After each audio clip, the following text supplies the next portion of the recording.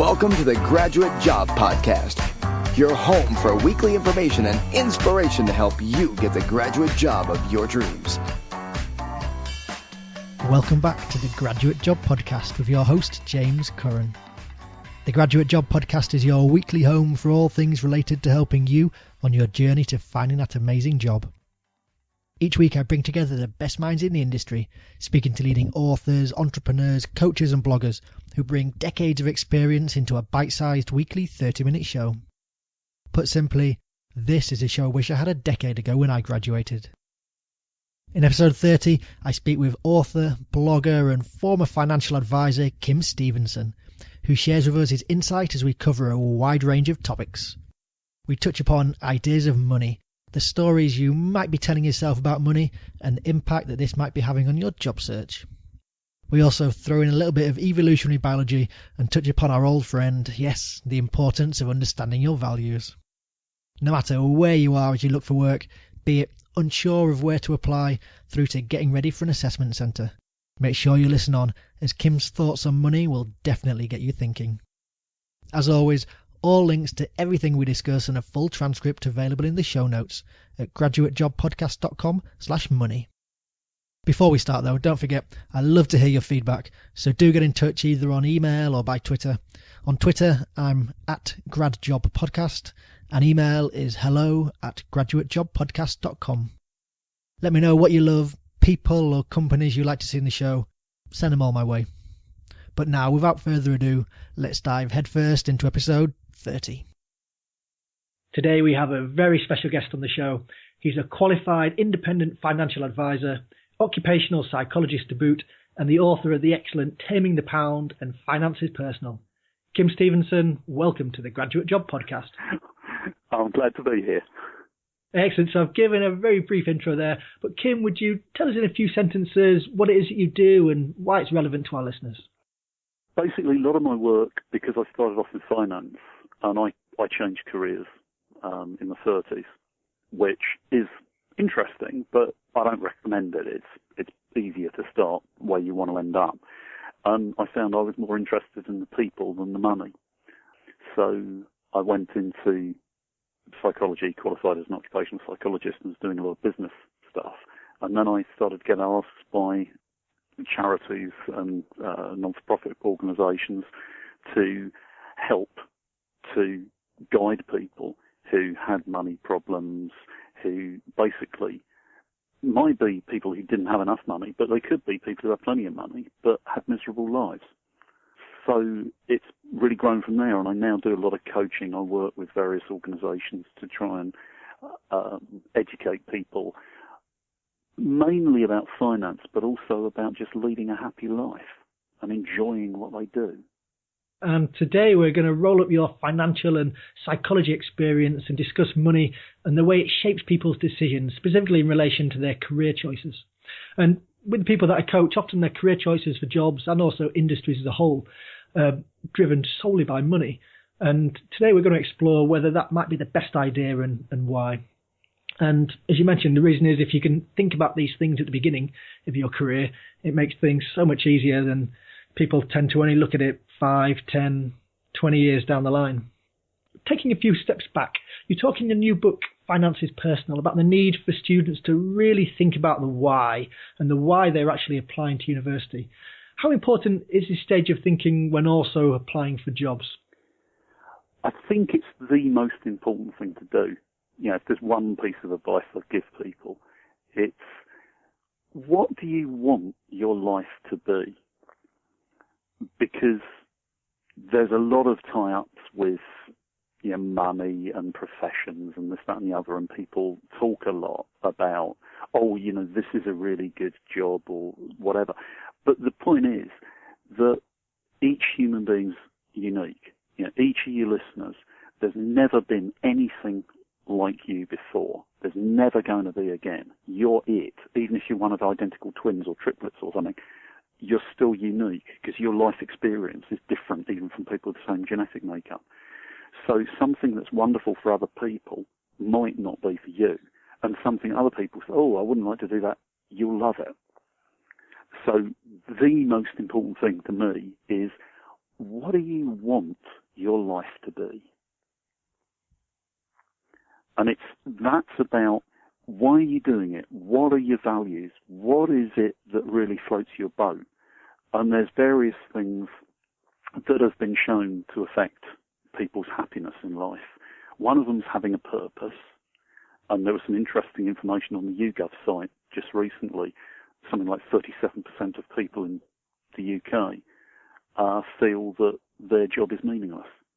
And I think that's really sad, because, it's over a third of people think, well, my job doesn't do anything. And it's, as I say, there's a lot of evidence that that's something that makes you happy. If you feel what you're doing benefits the world, it benefits the community, it has a value, you're doing something that you feel, this is important, you can finish the day and think, I've done something. The world's a bit better place than me being in it. That is something that makes you happy.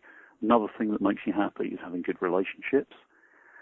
If you do a job, you like people, you like mixing with people, and you're stuck away in an office, even if you earn millions of pounds, you're going to be miserable. By the same token, if actually loads of people around you make you uncomfortable, you might manage to make a lot of money as a salesperson or something, mixing with a lot of people, but you'd probably be happier spending a bit more time on your own. And another thing is doing something that you actually feel an aptitude for. It's not necessarily you're brilliant at now, but it's something you like.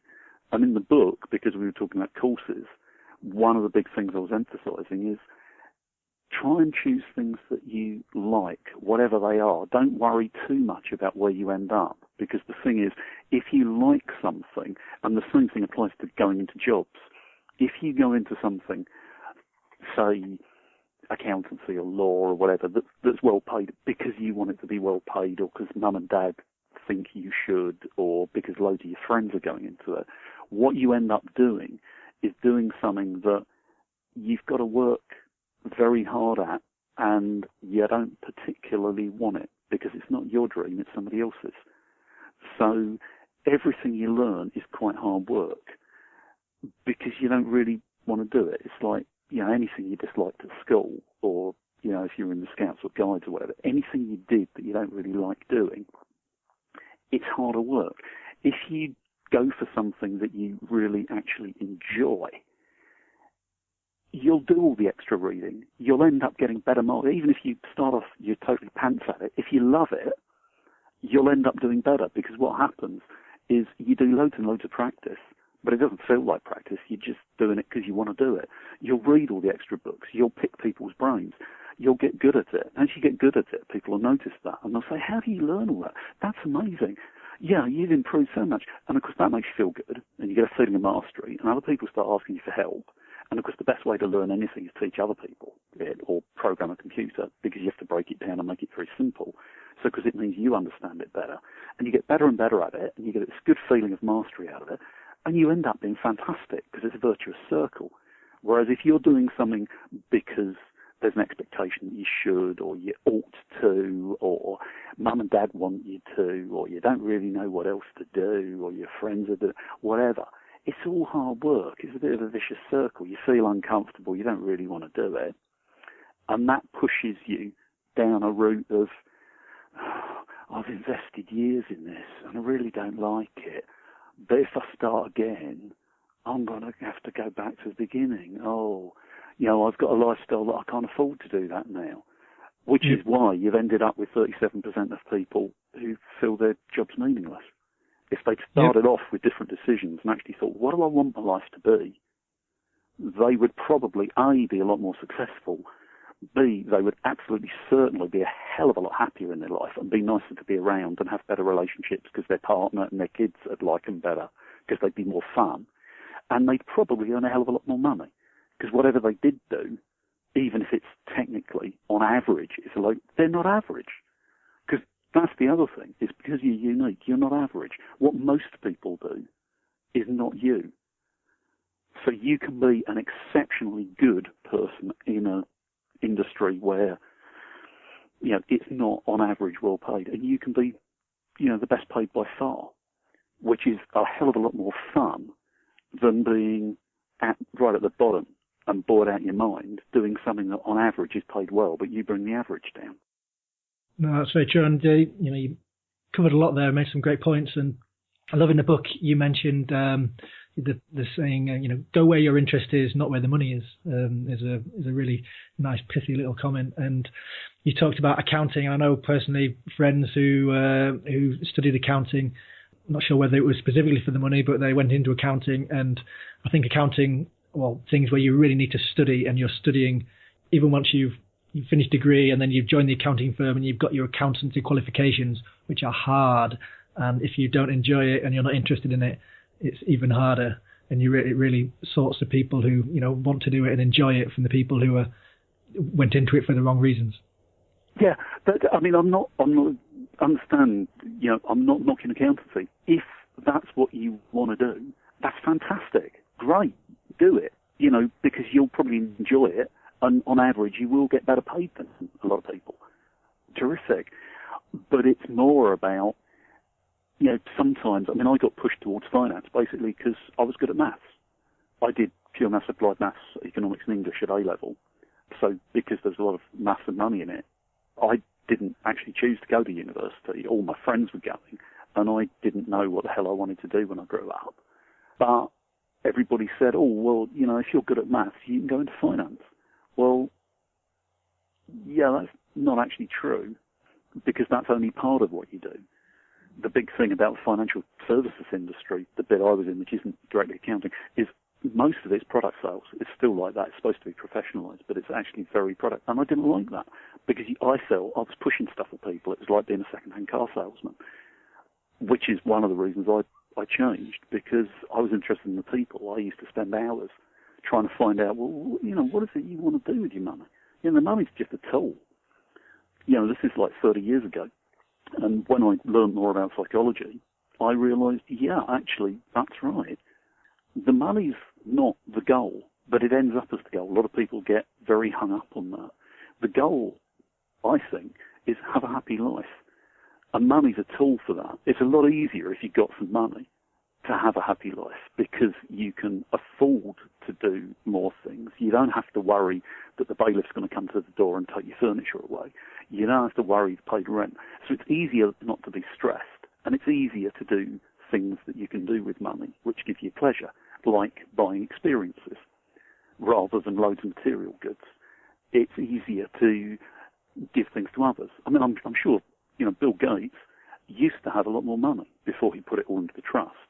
But there's no question he's a lot happier now. He's set up the trust. He's given a load of the money away. He's one of the happiest people in the world, I think. So if you're going to earn loads of money, that's fantastic. But get it by doing something you want to do. Because if you do that, you've got a double whammy. It's easier because you've got more of this tool to play with. But you're not saying, money is my God. I need to go and spend 5 years studying something I don't like, and then spend 40 years doing something I don't like, 48 weeks a year, 50 hours a week, so that I can have 4 weeks vacation in Aruba or whatever. Because to me, that's really sad, because it means you spend most of your time doing something you don't want to do. It would be better to be in a situation where you're comfortable. Maybe you haven't got masses of money, but you can still use it as a tool. You can still have nice holidays, and you spend most of your time doing something that actually, this is worthwhile. I like doing what I'm doing. I'm doing something I feel excited about. And a lot of professionals I know don't want to retire. Warren Buffett is another example. He's one of the half dozen richest men in the world. But he's said before now, he's 85, I think now. He doesn't want to retire because he loves what he does. He said before now, he feels he ought to have to pay to go to work because he loves it so much. And what I'd like is that if all your listeners can get into that sort of position, because the money is largely irrelevant then. If you love what you do to the point where you do it for nothing, fantastic. You talk in the book about comparonomics. What impact do you think the money that your friends might be earning or the jobs that your friends might be applying to has on people and what they apply for? Yeah, it's basically human beings are very social. That's why, solitary confinement is a punishment. Even if people are quite introverted and like to spend some time alone, nobody really wants to spend all their time alone. Human beings have that social link. I mean, that's one of the sort of things that, I've got the sort of mind finds it interesting. There's a thing called Dunbar's number, which is about 150, and it's the average size of hunter-gatherer groups, which is, where human beings evolved. It's the average size of a village in Doomsday Book, so like 1,000 or so years ago. It's the average number of friends on Facebook. It pops up everywhere because people have links. Our brains are geared to be able to cope with about 150 relationships where we know a fair bit about people. And that's very important because we love that social contact. But it also means we need to conform to a certain extent. There's a lot of, people talk about peer pressure and social pressure. When I was at school, it was when you were like 13, 14. You're not man enough to smoke. You were supposed to smoke. You had to work. I worked out ways around it because I didn't want to. But you had to be pretty hard-nosed not to do what all your friends did. And pressure on teenagers now will be like everybody gets a new mobile phone. You have to get the 6th generation one, even if your old one still works. And you're perfectly happy with it. People buy new cars because the bloke up the road got a car, even though actually they don't want the new one. They like the old one better. And they'll spend thousands of pounds.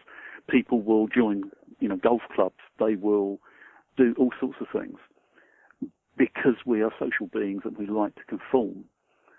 And it's one of the things where it's difficult, but if people want to be happy, they need to work out ways to say, well, okay, that might be what you want to do, and you don't have to cut off relations with people just because you're doing stuff that's different to them. But that's the way it feels, because that's the way our brains are wired, because in a hunter-gatherer group, it's very important that people are all on the same wavelengths. Yep. In modern society, it's not so important. You can, just because other people hunt or gather or do everything in this particular way, you don't have to. So because all your friends have gone on and they're doing modern apprenticeships, or they're going into accountancy, or they're doing supermarket management training or something like that, and you've got similar backgrounds and everything else, you don't have to. You can still keep contact with, if you like those people, you can still keep contact with them. And actually, it's an advantage in the sense that you then have a different perspective. So you can have interesting conversations with them because they might have common background and whatever. But you don't have to be excluded from that. It feels as if you do. But actually, people will welcome telling you about that down the pub or wine bar or whatever, because you're a new audience. A lot of their stories, the other people who are doing exactly the same things, I've heard it before. You're going, really? Tell me more about that. And you all know the best way to be considered a good conversationalist is to shut up and not say anything. Because people, it's the good Lord gave you 2 ears and 1 mouth, and the good Lord don't make mistakes, and the reason he did that is because he wants you to listen twice as much as you talk, as the old Bible Belt guys say. So the thing is that if you do something a bit different, you can tell people some little anecdotes that they don't know and give them the perspective they don't have, and you're a good audience to them. So actually it's a big plus. So if there are people that you want to keep contact with and you value as friends and colleagues and whatever, that's great. If somebody, you can do something different, you can keep in contact with them. If you're going to get excluded by some of those people because you're not exactly the same, you're not going to wear the same clothes, you're not going to wear the same T-shirt, you're not going to go to the same band concerts because you don't like the music. Well, do you really want to mix with people like that? Who are going to ostracize you just because you've got different tastes? And I know, so we had James Darley from Teach First on a couple of weeks ago now, and Teach First is a brilliant scheme, brilliant graduate scheme, and you get some amazing skills going into schools and teaching for 2 years. And I can remember looking at it myself when I was looking at grad jobs, so few years ago, and one of the things that put me off was the starting salary is quite low. And even though it was a really interesting scheme and I knew it'd be great in terms of the skills I'd learn, I was still put off initially just because I could earn £10,000-15,000 more with the other grad schemes, and I had a story in my head around how the minimum amount of money that I wanted to be earning when I graduated, and that swayed my decision. And talking then about stories that we tell ourselves with money, you term it the money story in your book. Can you explain what these are and how they shape people?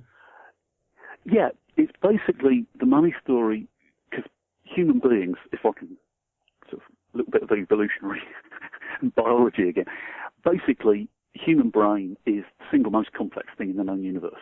Fantastic bit of kit. I mean, it's 3 or 4 pounds of gunk, and it's the most complex thing going. Black holes and hairy black holes and all that don't bear comparison with what everybody's got between their ears. And it's only about 2% of your body weight, but it's uses something like 15% of the blood flow, 20% of the oxygen, and 25% of the fuel, glucose, for the whole body. It's a 50th of the body, but it uses like a third, a quarter, a fifth of everything that the body uses. It is incredibly energy intensive. So, of course, when you're a hunter-gatherer, which is where we all evolved, you need a huge amount of food relative to anything else you're going to do, just to power your brain.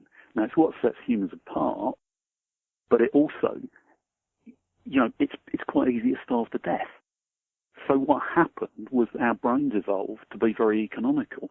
And if you think consciously about stuff, what you tend to do is waste too much energy. It's hard work. Don't really have time, but there's loads of really nice studies about once people get tired or their blood sugar drops at all, their decision-making goes to pieces, their conscious decision-making. And what they do is they revert to automatic ways of doing things. So they'll... what's the word? You go on to automatic process, basically. And that automatic process is what's worked before. So if you imagine, like in your brain, it's a bit like you start off when you're a small child and you have a little house in the middle of a forest. And there's various things around that you want to get to. Food and, school and your friends and whatever. So what you do is you start to cut paths through that. And it's hard work, and that's conscious thinking, and you have to make conscious decisions. And that's blooming hard work. So you cut those paths, and then basically you've got loads and loads of paths, hundreds of, in the brain it's billions of paths. And when you get to a teenager, you get to adolescence, they get pruned back. So the ones you haven't used for a long time get cut, and that's one of the reasons that teenagers tend to be quite weird, or maybe listeners weren't, I was. Most of the people I know, but you get to adolescence, you behave pretty weird, because you're not like a child and you're not like an adult, you're something in between, and the brain that's had all these paths cut prunes them back, and it keeps the ones you use a lot. Now, of course, those paths go where you have been going. Now, they're not necessarily where you want to go. So if you imagine it, you had a route to primary school. Now you want to go to university, or you want to go to a job. Well, you don't have a path there. But what tends to happen is your brain thinks, I've got a path this way, that's the easy way to go. So you tend to go down that. And what you do is you follow, and money stories are basically our name for, you cut these paths that if you don't think about where do I want to be, you tend to go down the path you've already got. Which is why I was saying I put so much emphasis in coaching people on, okay, what do you want to have? Where do you want to be? Because if you think about where you want to be, then you can cut new paths, but you have to think about it before you do that. And everybody knows how that works, in the sense that anybody who can drive, you will have realised, when you start to learn, it's really difficult because you consciously have to change gear, put the clutch down, change gears, etc. And it's really hard work. But after a while, you can do all those things subconsciously. You can chat to somebody, you can change radio channels. You shouldn't, but you can text. You can eat the Yorkie bar. You can do whatever you like. at the same time because it's been automated. And what happens is you're supposed to be driving to your mother-in-law or something, and you get to a crossroads and you turn left to your mother-in-law, you turn right to go to the pub, and you find yourself in the pub car park because basically your brain had a path to the pub. It set that up. It knows how it goes, so you go there. You've got to think, where do I want to go? And what happens with money stories and with stories in life generally is we have these things of that's what I want. So people will end up, yeah, I want this job. My story to myself, like you say, I've got to get X amount of money in my job. I'm not going to accept. And what you need to do is think, okay, where do I want to end up? Do I want a job where I get this starting salary? It doesn't matter where I end up. It doesn't matter whether I'm doing something I hate for 40 years. But it's really important I have this job now. Or do you want to think, okay, where do I want to end up? Where would I like to be in 15 years' time? Okay, what sort of things do I like doing? Okay, that sort of job is something I'd love to do. That's the sort of place I'd like to end up. How do I get there? Oh, right, I have to accept an apprenticeship to start with. Okay. Now, that's where it gets difficult, because that's where you've got to rewrite your story. You got the already cut bit where I must have this, and you've thought that since you were, say, 14, 15.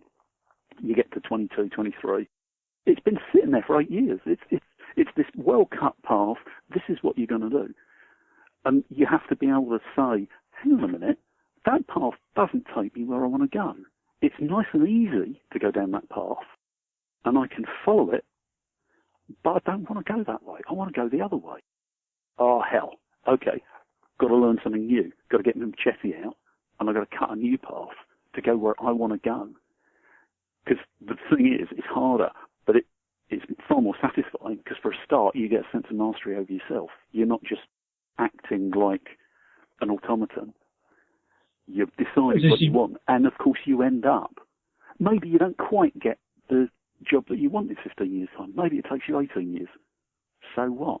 Because you're having a great time, and you feel good about yourself, because you think, hey, I could have been in this real dead-end job that I don't like. And as it is, I'm doing something I really enjoy, I'm getting good at it, I'm building a reputation for being fantastic. What's not to like? But it could be difficult to rewrite those money stories, especially if they've been embedded for years by parents telling you, oh, little Timmy's going to be a doctor, or little Timmy's going to, really needs to be an engineer or dentist or whatever it is.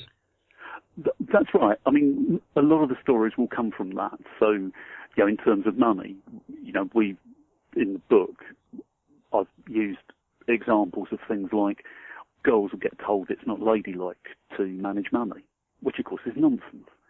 It's like guys who are really interested in, say, psychology or nursing will be, that's a girl's job. Well, no, about 80% of nurses are female, and about 80% even of the business psychologists like me, about 80% of them are female. So what? Doesn't mean a guy can't be good at it if they enjoy it. Same with mechanics, except the other way around. There's no reason why a girl can't be a mechanic just because she's been told, girls don't do engineering. Well, most of them don't want to. But if you do, there's absolutely no reason. There's no difference in ability between men and women in most of these areas. There might be a difference between the genders in preferences for things, but that's not the same. So if you happen to have a minority preference, but that's what you really want to do, go for it, because there's no reason why you can't do it.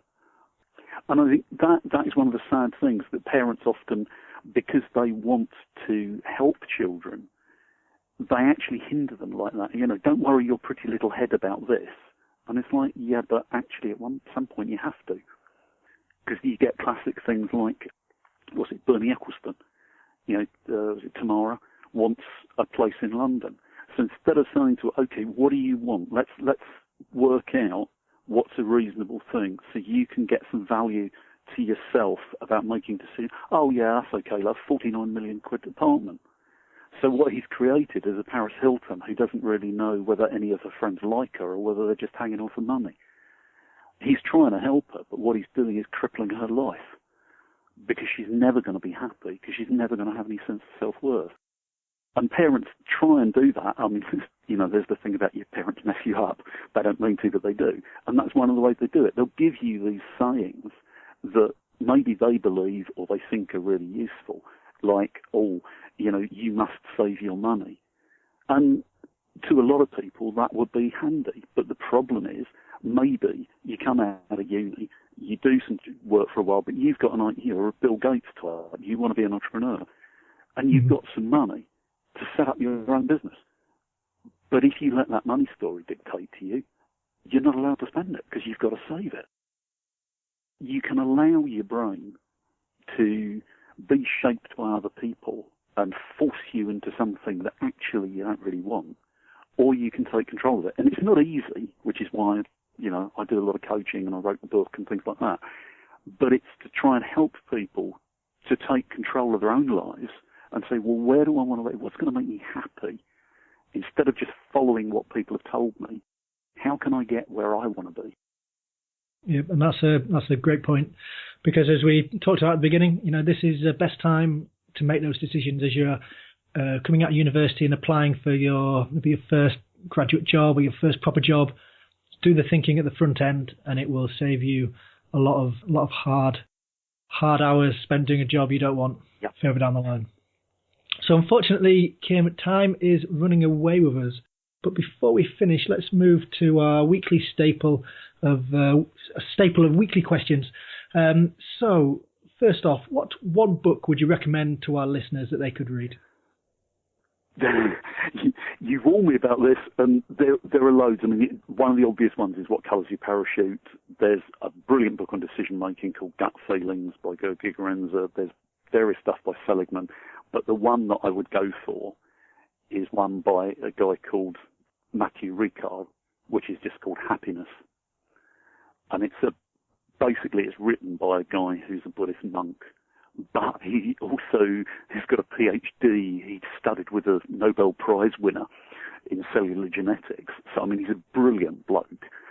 But it's the best book I've ever read. I mean, it's the inspiration for me to write my first book. It's the best book I've ever read on just being happy, on understanding what it's about and how to achieve it. And he doesn't pretend, this is easy. But he does explain, okay, this is all the science behind it. This isn't just made up rhetoric. This is absolutely based on science, and he's obviously got the scientific credentials to prove it. And he's saying, okay, this is how you can have your life if you want. You have to work at it, but this is what you can have. And I think that is fantastic. So as I say, it's just called Happiness by Matthew Ricard. Excellent. And everything that Kim just mentioned there will be linked to in the show notes. So that's not one I've come across, but I will add that to my summer holiday reading list. So Kim, what one website would you recommend to our listeners? There's a lot of good career-based ones, but the one that I would recommend in terms of what we were talking about earlier on, which is, okay, what are the talents that you've got, is one, it's a free one. They like you to sign in because they want to use the anonymized data for research, but you don't get any contact from them or anything. They're not going to follow up or try and sell you things. And it's one called VIA. It stands for Values in Action. And as I say, it's a free one, but the great thing about it is it's strengths profiling. So rather than saying, you're good at maths or you're good at this, it's a series of questions, and what it gives you is a little profile and their strengths of personality. It's not that they're good or bad, but it's, okay, what am I likely to enjoy doing? So they've got things like hope. So it's, you're the person who tends to encourage people, not to give up. Getting on with people. You're the person who just manages to break the ice at things. It's things like leadership. You're the one that people look to when it's all floundering a bit, or there's confusion, or people are frightened. They tend naturally to go to you. It's things like being a good listener, I mentioned earlier. It's all the sort of things that don't really come up a lot of the time in Well, they certainly don't come up in tests at school or uni, and they often don't come up in job interviews and whatever, because they're a bit more subtle than that. But that's a really good guide if you don't have a good feeling for it yourself. If you do that, it gives you a little bit of an idea. It's not a final answer, but it gives you a good idea what you might find floats your boat in a job. And if you can start to look at that and think, oh, okay, there's this little pattern of 3 or 4 of these things that I really like, skills and talents that are innate in me, my unique personality, that I really enjoy using. If I can find a job that uses those, that's going to be good. Yep. No, and one of the books I recommended in episode 14 was Strengths Finder 2.0 by Tom Rath, I think, and that's it sounds similar sort of thing, because most of them based, I think I mentioned with books, Seligman's stuff. A lot of them are based on his work in strengths in the positive psychology field. Strengths Finder. There are several around. It's basically just that the VIA one is free, so which is always handy. Which is definitely always handy. And Kim, what one tip can listeners implement today to help them on their job search? What I would do is imagine you're, 10, 12, 15 years, whatever sort of timescale suits you, down the road, and you've made a real success of it, and you're well known, and you're interviewed on TV. So pick your favourite interviewer, Graham Norton, Parkinson, Oprah, Jon Stewart, whoever it is. If you've got somebody you can trust with it, get them to play the interviewer. But the important thing is to think about what stories are you going to tell? What do you want to be looking back on in 10 or 15 years' time? What was the pivotal moment for you that got you to being top-notch at whatever you do, that made you famous, that made your first million, whatever it is you want to have achieved? What was it got you there? Because if you can do that, you can start to think about, okay, what are the things that are really key to me? What do I, in my heart, feel, that would be it? Because, for example, when I've done that, and I do it every so often, and one of the big ones for me, when I started going into psychology of finance, it was I suddenly realised I don't have kids, got lots of cats, but we don't have kids. And I thought, hey, wouldn't it be great if I was on, because I'm old, so I think of Parkinson, and I was talking to him, and he was saying, what are you proudest of? And I thought, well, actually, it's changing the way initially kids in the UK, but then kids throughout the world were taught about decision-making, life, handling money, so that I've made the world happier. And I thought, wow, that's what I want to do. Now, I might not make it. Maybe I will. Maybe I'm really going to do that. But the point is, that's got meaning for me. It's something I'm reasonably good at. I enjoy doing, even if I was lousy at it. So it ticks all the buttons to make me happy. And if I can achieve it, it'd be fantastic. Even if I don't, I'm going to have a great time trying. And, it's what I do professionally now, so it earns me a living. And I would say to anybody, have a think about it. Because if you can get yourself something that is going to float your boat, then if it does prove tough, and it probably will at times, you've got to reprogram your brain, you've got to cut new paths. That goal, that vision of what you're going to be and that you're going to be so proud of is going to drive you on. It's going to allow you to do it. Whereas if you don't really care and the only reason you're doing it is because one day you're going to earn loads of money, you're going to be miserable as sin, but you're going to have loads of money, or because Dad told you to do it, or whatever, or you didn't know what else to do, or all your mates were doing. If it gets tough in those situations, you're not going to bother, because why would you? But if you can have a dream, if you can find something that you really want to do, that you can become, then that will get you. It doesn't really matter what obstacles people put in your way, you'll manage. Brilliant. Kim, that's brilliant point for us to finish on. What is the best way for people to get in touch with you and the work that you do in your books? Probably easiest way is if you just Google Taming the Pound, because there's a website with contact details. Excellent. And I'll make sure that we link to that on the show notes. So you can check it out on the show notes to graduatejobpodcast.com. Kim, many thanks for appearing on the Graduate Job Podcast. That's fine. I enjoyed it. My thanks again to Kim. We covered a range of really interesting topics there. And as always, 3 things stood out for me. The first is on the stories we tell ourselves with regard to money, jobs, or both. I liked his analogy of your brain being like a jungle, with paths being cut through it. And those paths are the existing thoughts and ideas that you have, with new routes needing to be cut for new ideas and thought patterns. Turning this to your job search, what are the easy and lazy paths that you've been going down just because? Because the family wanted you to study that subject or to get that job, or because it's assumed that you must get a grad job because you went to university? Or if you're looking for work and applying for jobs, is it that you're just using online job boards because other people are using them? Or are you still using the same CV even if it's not working for you? We do things on autopilot without really thinking about them. We go down those mental pathways not because they might be the most effective ones for us, but because they're already there. Take the time and have a think about new paths that you need to cut on your job search and the reasons why. Which leads me to my second point. I love Kim's comment about going where your interest is, not where the money is. Money is a byproduct.